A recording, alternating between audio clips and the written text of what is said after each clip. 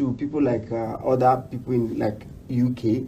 UK may not have natural resources, but they have service. You know, service is key. If you go to UK now, there's over 8,000 university, and the population is around maybe 50 to 60 million. Why in Nigeria here we are about 230 million?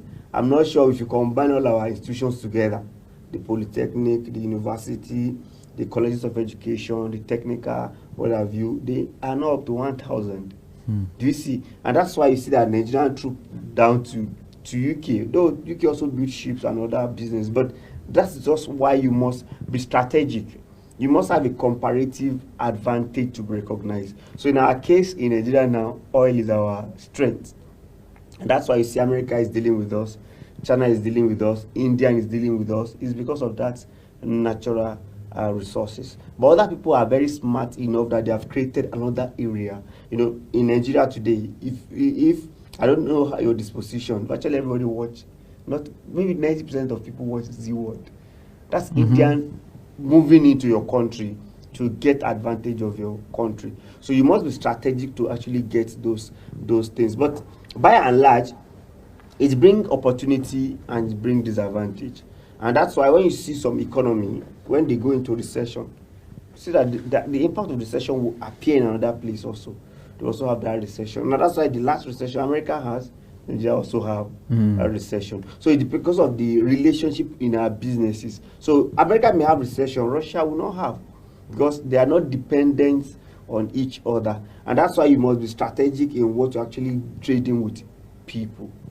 Okay, you need to be strategic in whatever you are trading with people. Let's take, for instance, the president of Nigeria traveling to France, for instance. That visit, can we say in a way there could be a connection to economy? Because in some of the papers we heard that France has been given easy access in and out as it has to do with maybe their companies and all of that. How can you rate that level of relationship? How can we really rate it?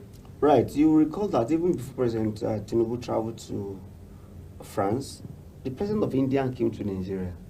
Does he only come to see the beauties in Nigeria? No. It has economic impact. 2021 and 2022, our trade with India is about $14 billion. But 2003, 2004, it has reduced to $7 billion.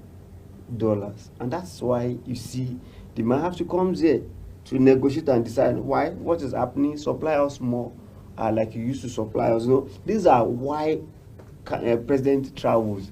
If any president is traveling and is also traveling for traveling's sake without economic reasons, I don't think it's enough reason to travel. And if you recall, when President Tinubu got to France, he read out what he actually says, and he talks about out of school children, that if they can eat egg, they can do this. So he's actually canvassing France and guiding them towards the area of investment. Actually, want them to come. He has traveled to other countries also to canvass for it. But the question is that does it translate to them bringing investment? That's another discussion. Does our environment give room for people to come and invest in the face of insecurity, in the face of unstable economy, in the face of continuous inflation, in the case of the challenges of loan facilities? That's the problem. But for him to travel, he traveled with the aim of economic diplomacy. Come and invest in our country. And it's go beyond government to government. It's also go into foreign direct investment from private sector. And that's why when you see them, they travel, they go with their ministers.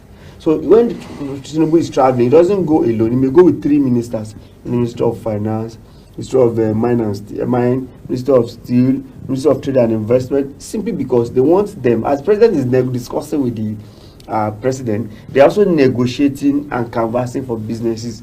So there is always that major reasons why they're actually traveling. Then you may also want to look at the economic bloc globally. We have UN, and beyond UN, we also have BRICS. BRICS is an economic diplomacy. whereby about 5 countries, you know, Nigeria is now saying we are partner, we are not member yet, right? But those that are member of the BRICS, they have reasons for being there because of economic diplomacy. So they have access to fund, they have access to import and export from such country, and that's where we Nigeria must start to look at.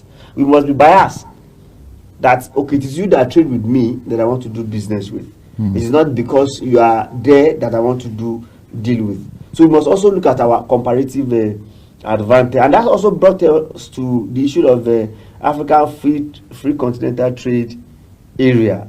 That's also economic diplomacy, whereby the West, the Africa come together. There could be